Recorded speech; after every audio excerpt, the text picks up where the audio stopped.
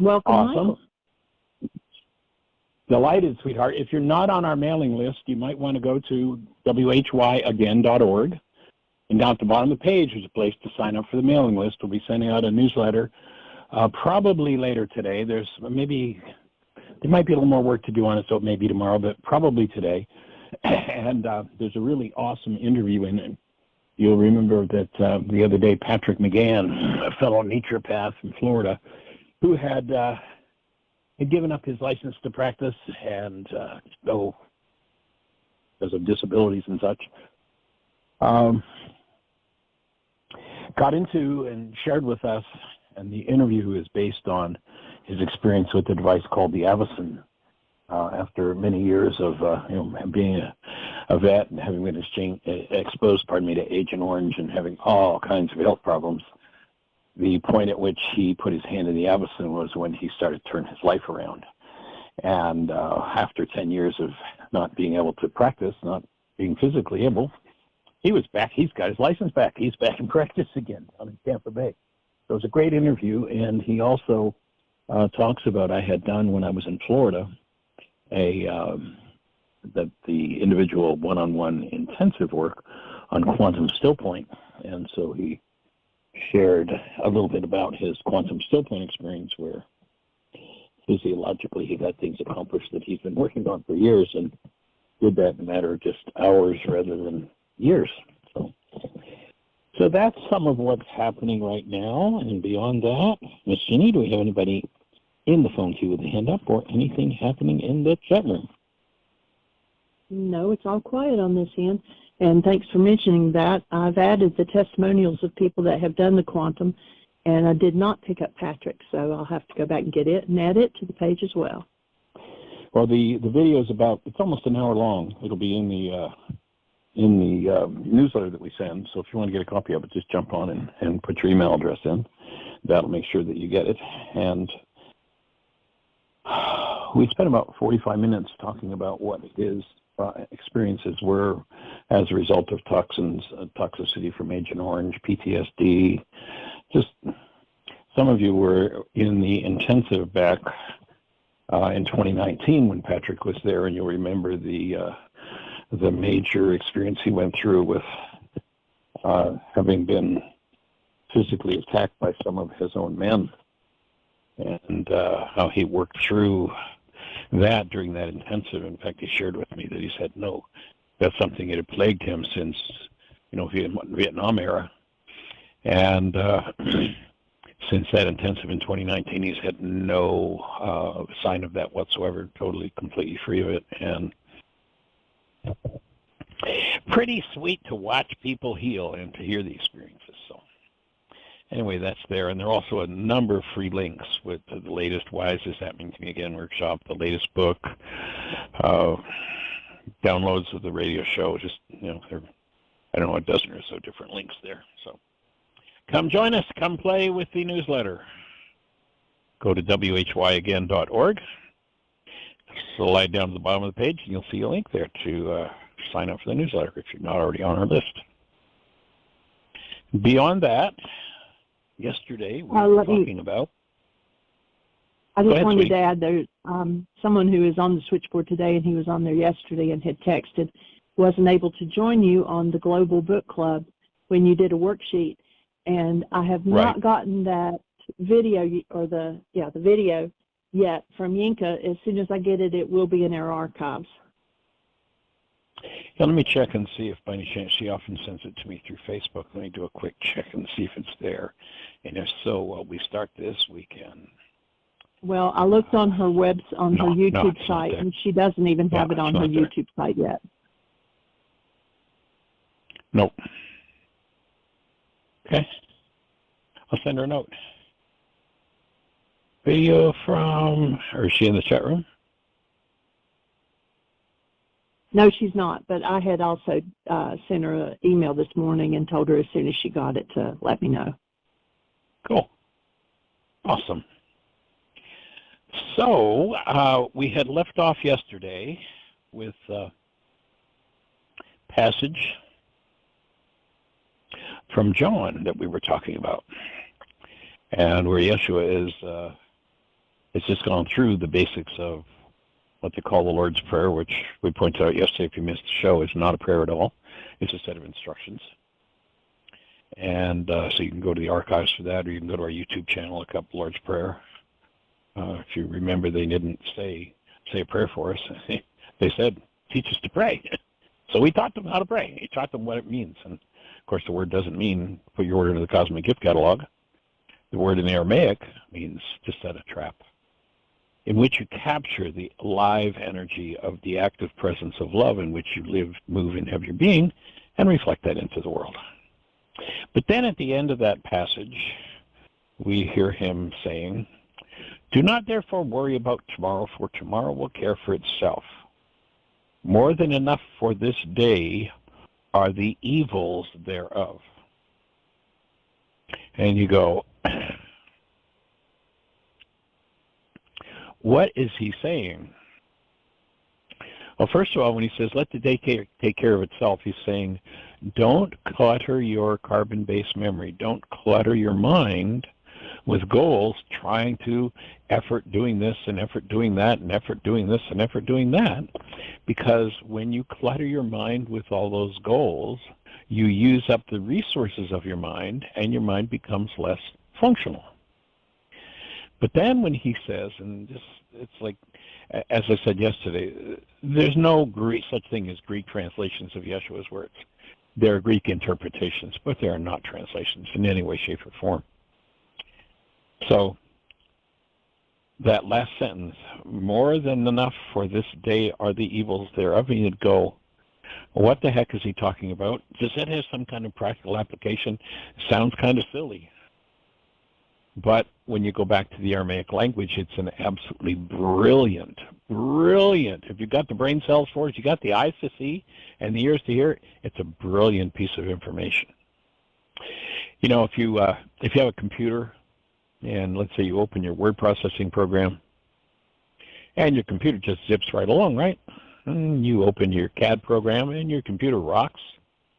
You open your word processor, and it's starting to slow down a little bit. You open your email, you open a couple of web pages, and all of a sudden what happens? The computer crashes. Why? Because all of its resources are used up.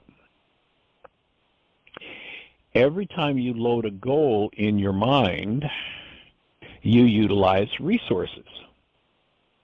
And when the resources are used up, the mind crashes. And the way that stress is created is by setting a goal. Now, this word that the Greeks translated as evil, or interpret as evil, doesn't have anything to do with this Greek idea of evil. The word actually, it has two different translations, two different ways to be understood the word evil. One relates to the archery range. You know, we've talked about sin. If you're out on the archery range and you fire at the target and you miss the bullseye, the scorekeeper yells, sin, which simply means off the mark. You missed the mark. You missed the bullseye. And if you miss the target altogether, then the scorekeeper would yell, evil. In other words, you're just way off target. So that's one understanding of the Aramaic word that's been translated as bisha. It's been translated as evil. The other is that it has to do with things that are unripe. You know, if I have a green, like a dark green banana, in Aramaic I'd call that banana evil. If I've got a banana that's mushy and brown and, you know, stinking, I've got a banana that's evil. If I have a banana that's got a lightly brown speckled skin, it's soft, it's ready to eat, it's now ripe. It's out of the realm of evil. Now, doesn't mean there's anything wrong with it. I mean, people use that overripe banana to make banana bread. Nothing wrong with it. It's just evil in Aramaic. It's just unripe. That green banana, yes, some people fry green bananas, and you know, they love them. Nothing wrong with it, but it's evil in Aramaic. Unripe or incomplete, not at its finest stage. So when he says, sufficient for the day In essence, he's saying, sufficient for the day are the evils thereof. What he's saying is, don't have any more goals or stressors in your mind than you can reasonably achieve today. Because if you do, you will use up all of the resources of your mind, and you will become less capable to achieve that which you want to be about achieving. So it's got nothing to do with this Greek idea of evil. I mean, the Greeks, in the arena of every important topic of human life, the Greeks let us off into some obscure corner of a dark universe where they had gods who raped their own mothers and slaughtered their own children and wanted to control everything and everybody. In fact, you read about a lot of the Old Testament interpretation of God, and you kind of have some of the same sorts of things going on. Same dude. If you come forward to Yeshua where you find correction, you don't hear Yeshua talking about this terrible creature that's out to get you and going to put you in some fiery place. You hear a man who says, not my Father, but our Father, whose good pleasure it is to bring us into the kingdom of love, into the community of love. And from there flows some of the grandest wisdom. You know, they didn't call him a healer, a miracle worker for nothing. And it wasn't that what he did was miraculous in the sense of out of harmony with the way things work, as most people interpret it. Everything he did in harmony with the way things work. And he understood how they worked, and he instructed people how they worked, and when people followed those instructions, their lives straightened out. That's all. It's not even a religious path. That's part of that dark corner over there of the Greeks. And so he's instructing you here, your stress low or at acceptable levels, at optimal levels for your daily existence. And then let's relate that now to what we've talked about several times over the years of a power person dynamic. Remember, once a child has a power person dynamic instilled in their minds, for the rest of their lives, they're going to be controlled by the behaviors related to that power person dynamic. And in fact, there will only be 3 behaviors possible for someone who has that dynamic within them. And the 3 behaviors will be determined by, and here's where it relates to that passage, the level of stress they're under, the level of evil in their lives, the level of incomplete goals. And each time you load a goal, you create a stress. You know, I've done over the years all kinds of different sex workshops, went in there and came out with instructions to have my hourly goals, my daily goals, my weekly goals, my monthly goals, my yearly goals, my 10-year goal, my 20-year goal, my 50-year goal, my lifetime goal. You're supposed to have it all. And people come out of those workshops so stressed because the people who are teaching it don't know that the way you create stress is by setting a goal. In essence, with this instruction, he's just saying, don't set any more goals than you can achieve in this waking period, and your mind will remain at its optimal level of function. That's what his teaching was about. You watch the person who's under the spell of a power person dynamic, and when there's little or no stress, they'll do whatever they did to get along with their power person. There's a thing we call the automatic, in our Laws of Living course, we call the automatic decision system. And the automatic decision system will kick in, and people will do whatever they did to get along with their power person when there's little or no stress. When stress starts to build, they'll shift out of that, i.e. when they add more goals to their mind. And it doesn't matter whether they're wonderful goals or disastrous goals. Just add more goals to your mind, and your stress level goes up. That's all. And so when stress starts to build, people shift out of doing what they did to get along with their power person into doing what they did to resist and survive with their power person. And then if they keep loading on the stress, keep adding goals, and they go into an ultra-stress position, then the automatic decision system will kick in, and they'll do whatever their power person did to them that they hated the most. In this single, simple sentence, he's telling us what runs the world and how to resolve it. Sufficient for the day. If there's something on your list that puts you into overwhelm because I've got so much on my list today,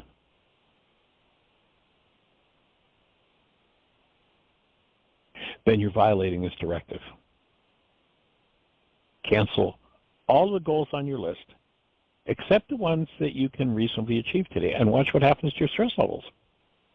And watch what happens to your intelligence level. Watch how much more available your intelligence and mental resources are. They will be enhanced exponentially. And of course, relating this to the forgiveness process, you'll notice that people, unless they're generally just miserable people, are pretty much happy with everybody around them, as long as everybody around them is achieving all of the goals that they hold for them. But when someone violates a goal held by another, then stress goes up and one tends to move into a more crisis-oriented level of behavior. The objective of this work is to offer the process of forgiveness, the tool of forgiveness, and how to relieve from your mind the stresses that take you into power person dynamics. And then, of course, with the Power Person Worksheet, with the Codependence Worksheet, you start looking at those dynamics and start cleaning them out of your mind so you're free of it altogether.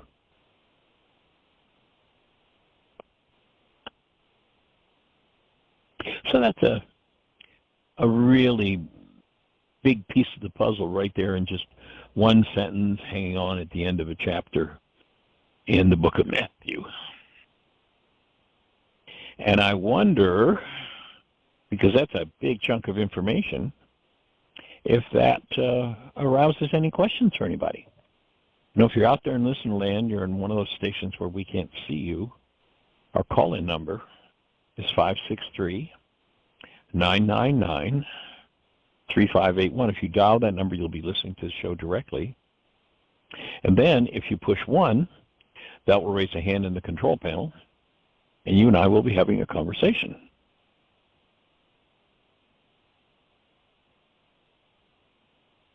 So, Miss Jeannie, do we have anybody out there in the phone queue with a hand up or anything happening in the chat room? Someone asked if they could get the Power Person Worksheet on the website.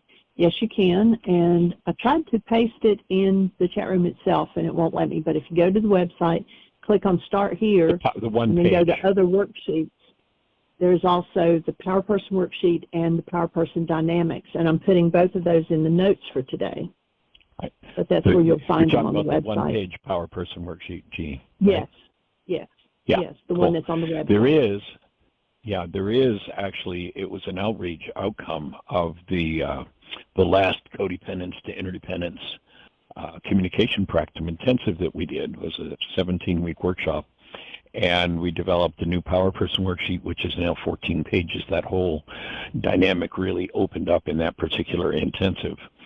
But because it's really intricate, we don't put it on the website. It only goes along with the teaching in the intensive itself. So, but yeah, that Power Person Worksheet is a mind shifter and a half.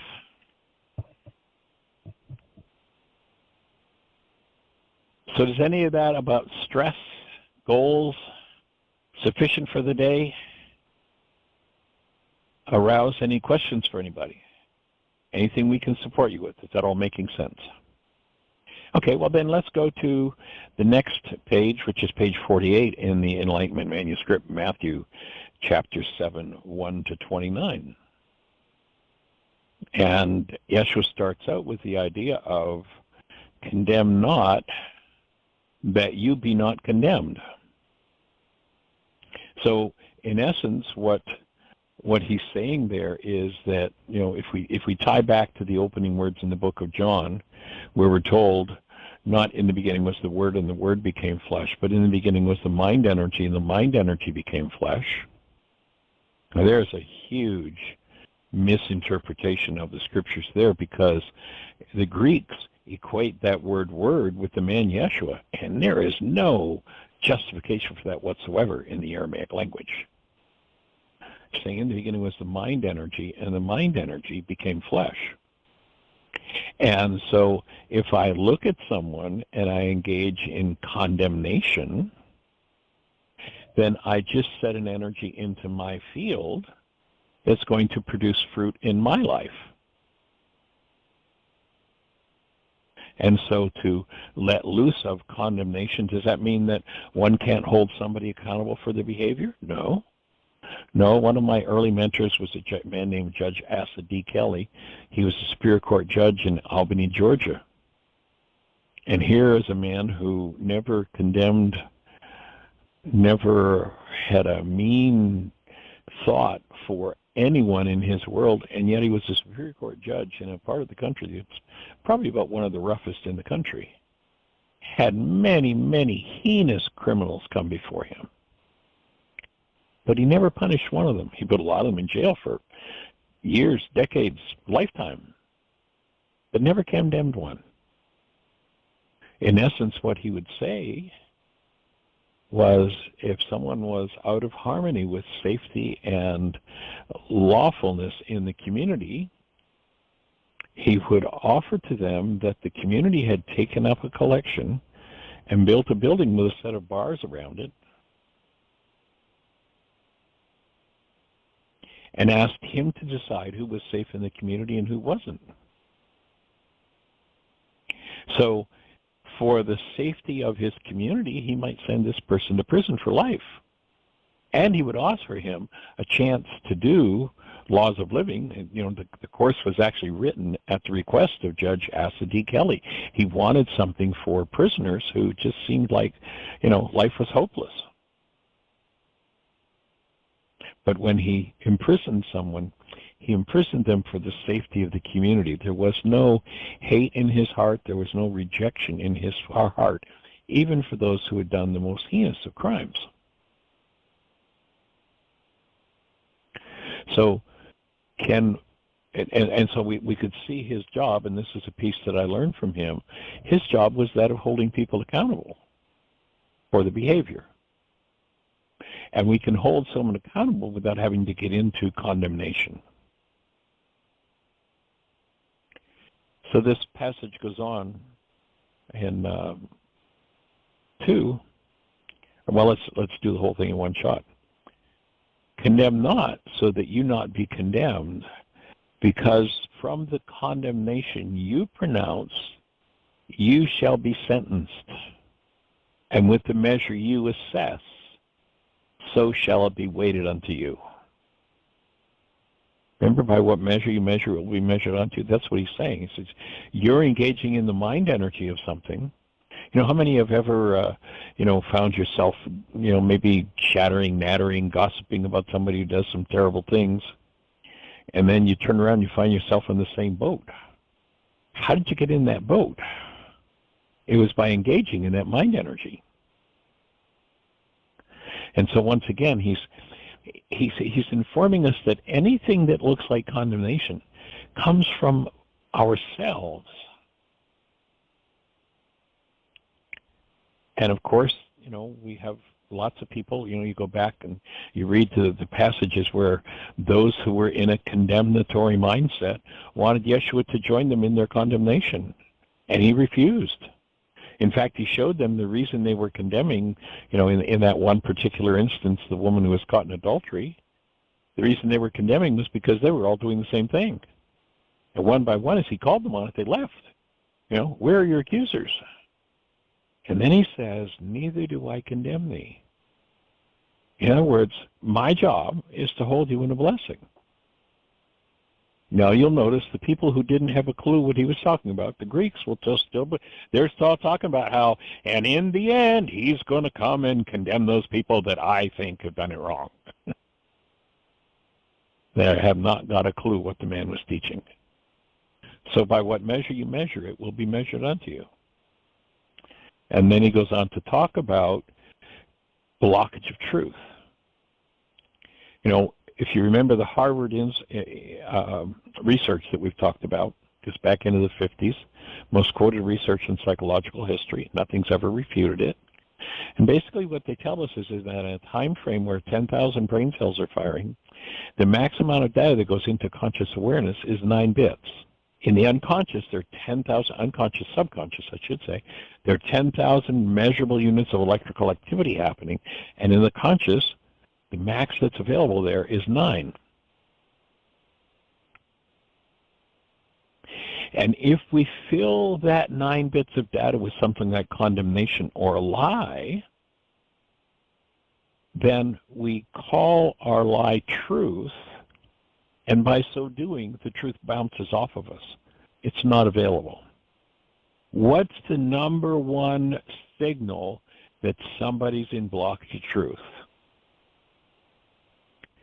They reflect their religious dedication as members of the one world universal religion of blame with words like, you made me mad, you made me sad, you hurt me. And by so doing, stood in blockage of truth. They told themselves a lie, you're the problem in my life, filled the 9-bit mind with that lie, and now there's no room for truth to enter the picture. So now one is living in blockage of truth. So he points that one out. He has a parable for it, and in Aramaic, parable means parallel meaning. He says, why do you see the splinter in the eye of your friend and do not notice the board in your own? That's about the clearest statement of blockage of truth that you could ever find.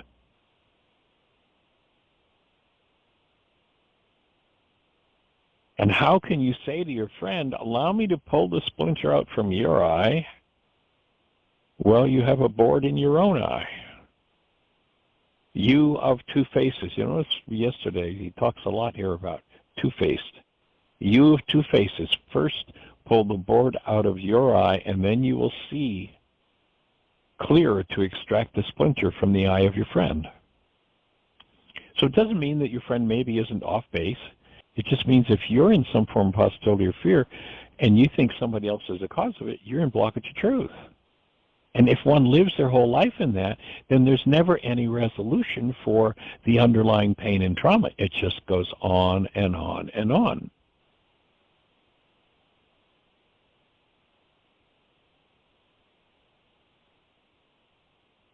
He goes on to say, do not throw that which is divinely intended for man to dogs, and do not cast your pearls before swine.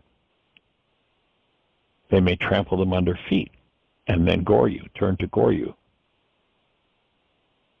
Ask, it will be given to you. Seek, and you will find. Knock, and it shall be opened unto you. In other words, he's saying to people, you have more power than they've told you you have. It's time to own your power. But if your power comes from some form of hostility or fear, then you're in corrupt data, you're living in blockage of truth, and all your power is wasted.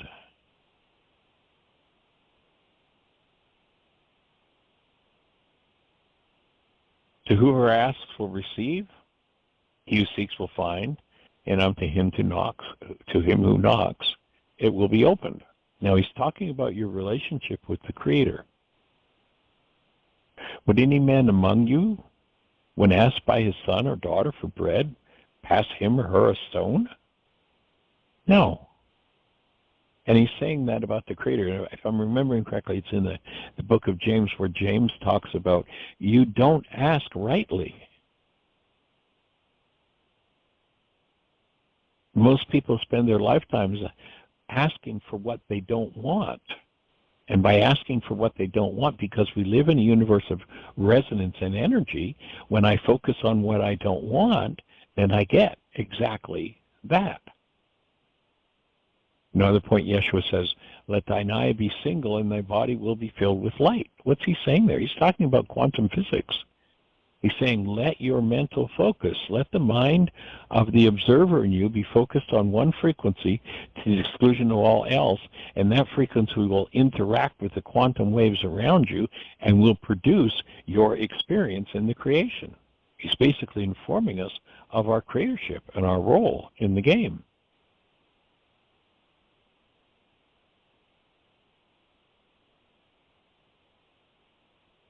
And he goes on to say, so if son or daughter asks for a fish, would you pass them a snake? And so if you, with your off-the-mark energies, evil, know what gifts are good for your children, how much more does your Father, as the creator of the community of love, know what gifts are right for those who ask of him? Whatever you wish men would do unto you, do likewise unto them, for this is the law and its prophets. And the word he uses here for law is the word namosa.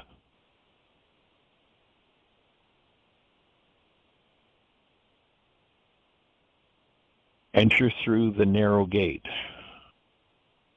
Wide is the gate and wider is the way that leads to perdition, and many are they who follow. In other words, it takes an awakened being to comprehend these principles and a corrected mind to stay on track with these principles so that you can keep on the path of functioning as a human being, functioning as the presence of love.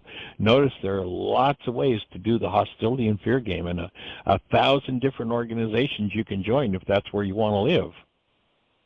They're all over the place. They've basically taken over the world. Look at the hostility and fear going on, and how many people think, yeah, hostility and fear, that's the way to solve the world's problems.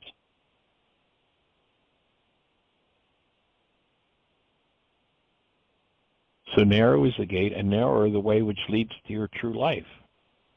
Remember, he said, I come to bring you life and bring it more abundantly. He didn't say, I come to bring you religious dogma or doctrines. I come to bring you life. And here he's talking about it's a narrow gate to enter into this state of your true life. And few are they who find it. Let's look up that word in the dictionary, khayii. Khayii. Let's take a look at that one.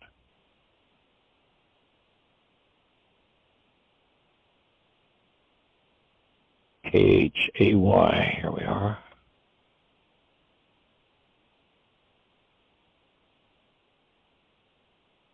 So the Aramaic definition is life, often used in the sense of what they called a perfect life or a reborn life. In other words, you're no longer functioning out of carbon-based memory and the generational patterns of hostility or fear, but your true life is that of the active presence of love, and you make sure that your mind is always guided by and fueled by that active presence of love.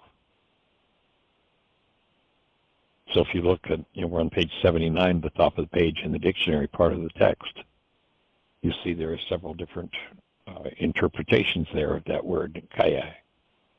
Perfect life, eternal life, will be perfect life, have a perfect life, true life, will live perfect life. So the objective here is to get back to the truth of who we are as human beings and to function from that as the energy that fuels everything that we do. Beware of your deceiving prophets. Where there is the Gali, remember we talked about the demons.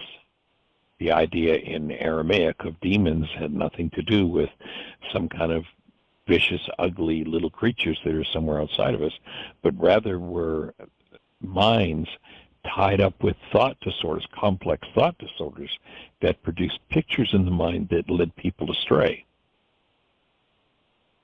So deceiving prophets who come to you in sheep's clothing, but inwardly are ravenous wolves. If hostility or fear is the focus of the language, then you've got one of those ravening wolves. Just think about how many people you know of, or maybe you've done it, sat and listened to a preacher just raging away with hostility or fear, saying that they're there for love, but raging away in their condemnation of others, or perhaps even themselves. That's when you know you're in the presence of error.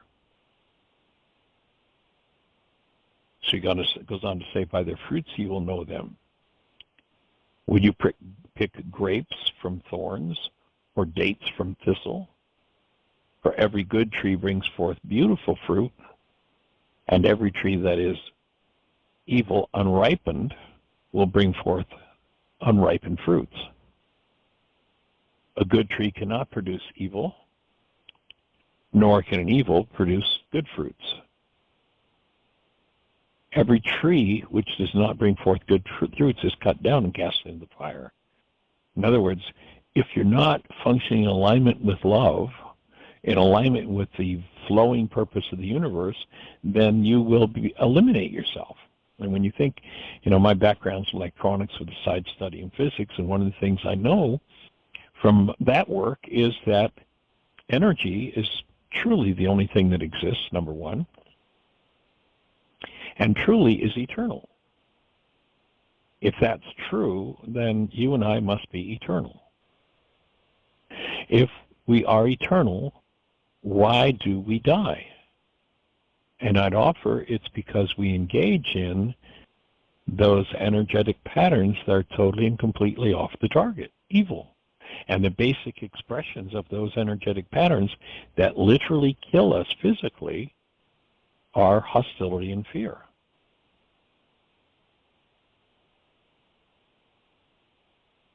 So by the results produced, you will know them. And then this is such a profound piece of the puzzle. Not everyone who says to me, my Lord, will enter the kingdom of the community of love, but he who serves the will of my Father. Many will say, but did I not prophesy through your name, and through your name clean out demonic minds? And through your name perform many miracles? And Yeshua says, I will thereafter confess to them, I knew you not. Keep away from me, you who work wickedness, hostility, and fear. Let's take a look at in the dictionary once again. This word demon that's such a bugaboo in the culture. I was actually talking to someone recently, a professional man, and he was talking about the evil spirits that were attacking his family. This is a man who's educated, actually a doctor, and he's talking about the evil spirits that are attacking his family. And I mean, that's totally, completely out of a Greek belief system, out of a Greek mind. So let's look back at Sheed here in our dictionary.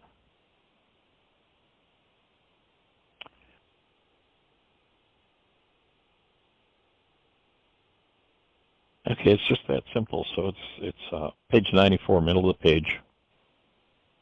Shidi is a noun, plural, allied, and we're right back to that definition that we did back a weeks ago. Aligned with Devini, demons, whereas Deva is essentially elemental. Shidi appears to describe a whole mind controlled by a Deva. And then if we look at Devani, D-E-V, so we're on the middle of page 94, then let's go to Devani, D-E-V-A. I know we did this just recently, but this is one that really needs focus and correction because this culture is so oriented toward this game of blame. It's out, the problem's outside of me. Look what they're doing to me, the demons. And so we're on page 75. Devani.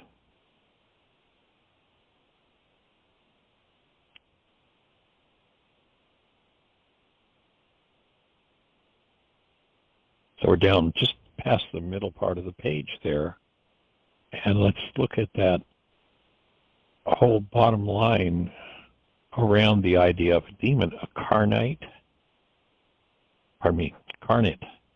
finite entity represents an evil idea created by man, which idea is in conflict with divine design. The evil entity represented by Divan is apparently capable of fixing or setting a mind so firmly as to control it in whole or part with its attitudes, its words, behavior, and judgment. So when one has created has correlated a set of thought disorders so deeply and so powerfully held that these actually literally reflect in the mind as an entity. And what's an entity as far as the mind goes? That's simply a structure in the mind, a construct of the mind. You know, the same way that the TV set takes energetic patterns in through the antenna and converts those to pictures, the human mind takes energy, thoughts, and turns them into pictures. You know, all you have to do is watch a stage hypnotist to know that that's true.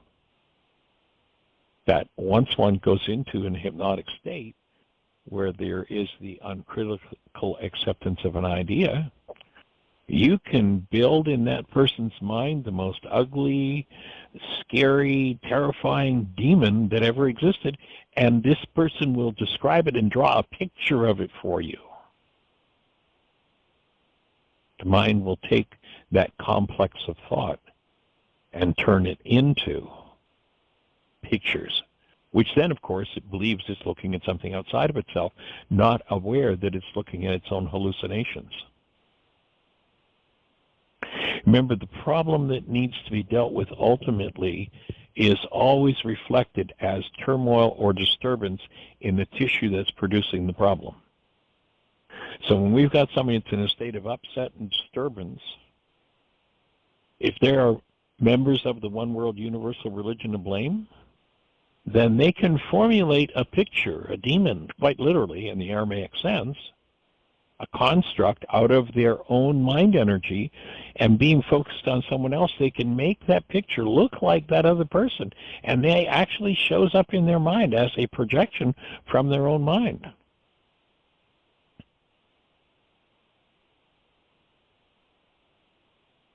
It's time for us to wake up to who we are and function as human beings. So he's telling us that there are going to be lots that are going to come along shouting his name. Look at who, look, in the name of. He says, not me. If you're working with hostility and fear, you've got no part in what I'm talking about. So he says, therefore, I will thereafter confess unto them, I never knew you. Keep away from me, you who work wickedness. And that is those who drive people into deeper levels of hostility and fear are the ones he's talking about here. The objective, the purpose of the preacher in the pulpit is to uplift those who are already stuck in their demons, already stuck in their hostility, fear, out of those demons, show them how to dissolve those demons and to live as true human beings. And you can't get somebody to live as a true human being by threatening them with hellfire and brimstone and terrifying them with images of demons. You can't do it. It's very common in our culture. So he goes on to say, now therefore, whoever hears my words and then is a servant to them, in other words, follows my words, is like a wise man who built his house on a rock. Rain beat down on it, rushing waters, blowing winds assaulted that house, and it stood because its foundations were established upon rock rather than shifting sands. Whoever hears my words and does not follow them. Like, how do you hear Yeshua say when somebody says to him, what's most important in the law? And he tells people that you have to have Rahma. How do you hear that word if there is nothing in your language that even resembles what that means? How do you ever actually follow what that man is providing, what that man is teaching? And it literally takes a whole paragraph to start in the English language, to start to describe what in Aramaic was a singular word, Rahma, that he said was the first requirement for functioning as a human being.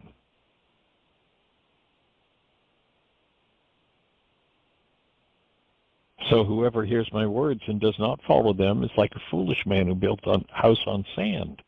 The rain beat down on it, the rushing waters and blowing winds assaulted that house, and it fell, and its fall was total. And when he ended his words, and the key here is he's using words. Milta. They were amazed at the delivery of his wisdom. He had taught them as one of ultimate authority, and not as their scribes and Pharisees.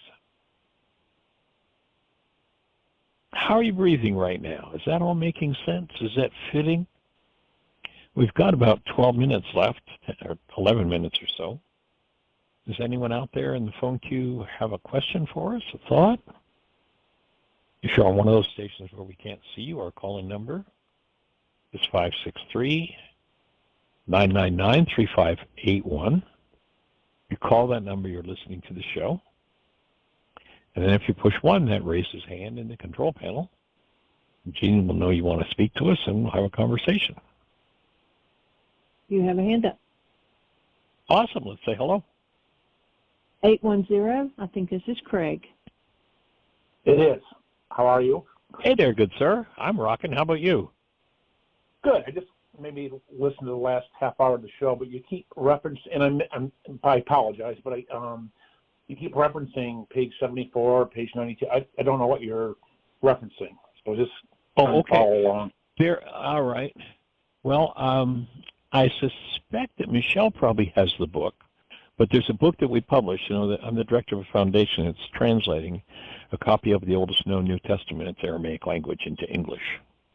It's called the Kabor's Manuscript. We publish a book called Enlightenment. And so back Enlightenment. Several weeks ago, we began a study of that book. And so that's what we're working with. And I suspect Michelle probably has it. But if she doesn't, if you want a copy, if you go to our catalog, it sells for $25 plus shipping. For those who are listening to the show, we've set it up so that we pay the shipping. And if you decide that you want a copy of it, all you need to do is go to our website, whyagain.org. Down toward the bottom, there's a donate page. The book sells for $25. PayPal is who we do our business through, and they collect a percentage from it. So if you make a donation of $26, we'll pay the shipping. If you just go into the donate button, put your name, address, and mark it for Enlightenment, we'll get it out right away. So you'll have that book in hand. It's a 3-part text. The front part of the book tells a little bit of a story about the manuscript, how it was found. The middle of the book is the select passages, which is some of what we're covering. And then, to me, the most exciting part of the book is the back third of the book is a first-century dictionary. So a group of 25 of the world's top Aramises back in the 70s worked to decode and establish, to the best of their ability, the first-century meaning of the words that Yeshua spoke in Aramaic. So that is what we're looking to do. Gotcha. And that book's called Enlightenment. Okay. I will grab it. Other than that, how goes your process, sir? How's that unfolding? Okay. You're now, 2 weeks away from our workshops in Florida? Mm-hmm. Had some rough days. I think I might have called in before about that. The first 2 or 3 days that I was home was actually was like the first 4 days back. I kept getting like these unexpected. I call them panic attacks. I had a panic attack like 20 years ago, and that's all I could explain this feeling. Right. And that subsided, and been journaling. I literally am on page 27. A legal path. Remember, I didn't have any regrets a few weeks ago. Oh, I'm 27. You uncovered a couple, have you? Yeah, a little bit. In the part of the second. Are you putting the pen to the paper? Yeah. Good. Doing the worksheets? Including yep. The last couple times I've listened to you on the radio, I've taken notes as well. So just trying to delve into it. Yeah. It's different, Michael. You know that. It's like came from a different planet. Yeah. Well, you remember when we first talked, the first time you contacted us before you came to those workshops in Florida, you were talking about the 3-day one-on-one personal intensive. And from what you've said in terms of your process and where you're moving, it might be at some point time to jump in and do that. And that makes for a quantum leap energetically in terms of processing through things. And it literally shifts our internal antenna around. That's why it's called, when you were in Florida, we did Still Point. There's a body of work that I've developed that's physiologically oriented that takes that all to the next level into what I call quantum still point, and it just makes for another whole level of transformation. And that's a 3-day personal intensive that I do here in Bristol. So if at some point you're ready to take things to the next level, that might be your next step. Bristol, where? Virginia. Tennessee? Oh, Virginia. Well, okay. It's actually a split city. Bristol, Virginia, and Tennessee are actually the same city. The main drag of town is the state line, and there's a full, city fire department, city hall, police department in Tennessee and one in Virginia, but they're all one city. A drunk driving down the main drag of town, which is called State Street, weaving, gets tickets in 2 states. Nice. It's about 2 hours into Knoxville. Right. I have relatives from Bristol. So, and he played college for Vanderbilt around there? College? I don't even know. I think he played for Vanderbilt. Emory and Henry is the closest college. It's about 15 miles up the road. And King College is in town. King College is actually in Bristol. Yeah, I'm taking a million years. I had it in my scrapbook. My grandmother sent me a big article about him in the news. I never even met the guy. He played college football there. I don't know. Right. Beautiful, beautiful area. I went from Detroit to South Carolina down that path, 75 to 40 down, and it's just a beautiful area. I get it. It is. It's really pretty country. Yeah. I'll look into this. I think I'm ready for it, Michael, but I'm still kind of recovering from a couple weeks ago. So, well, it'll take everything to the next level. Yeah, I know, and that scares the crap out of me. That's the idea. It won't just scare it out of you; it'll clean it out of you. That was pretty. I've actually got a gentleman coming in from South Carolina this afternoon. When I finish the show, I'm heading over there to do our first session. Yeah, where at in South Carolina?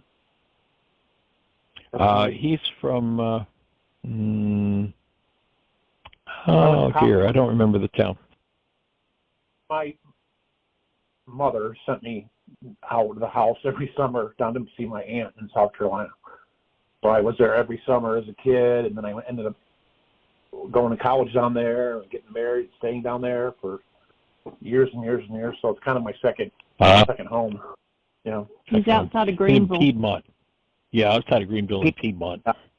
Well, he would be from Greenville to the south, a little bit to the south west or southeast. I was the north, like in the tipping point of the county. So cool stuff. Right. I'll look up your Bristol.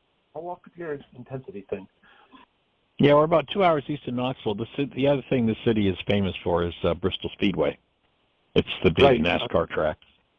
I was going to say that. I remember my cousin playing football down there somewhere, and the racetrack. That was all my memories were. So.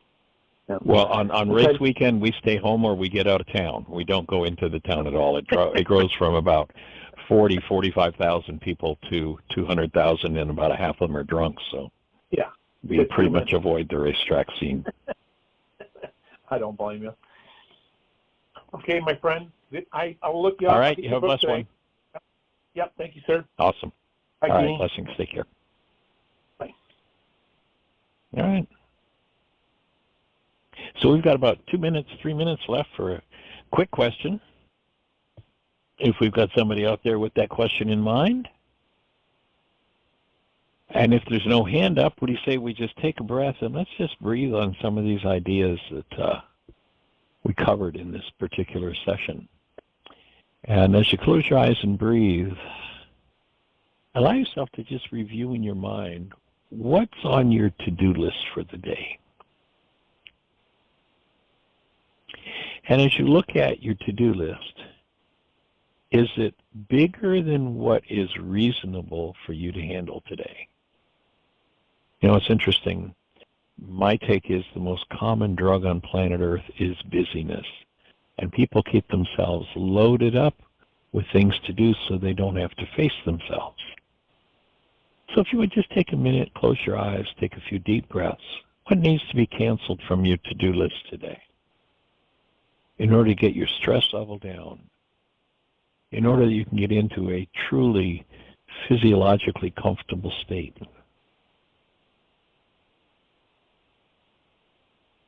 Allow yourself to just, cancel the need to get this or that or the next thing done. Remembering that sufficient for the day are the incomplete projects thereof. And you can always just put those things on your planner for tomorrow or next week. But unload them from your mind at this moment.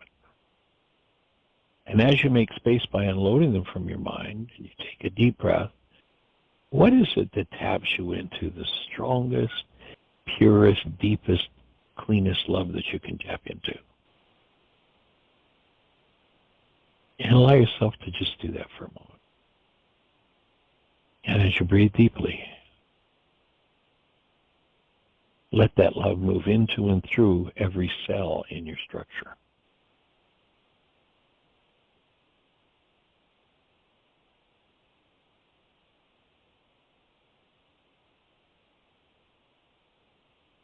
And as you let that love flow through every cell in your structure, rise and walk into your life as a true human being, bringing to all the world that presence of love that you were designed to bring to the world. And by so doing, create the best year yet of your eternal life. Joining you in that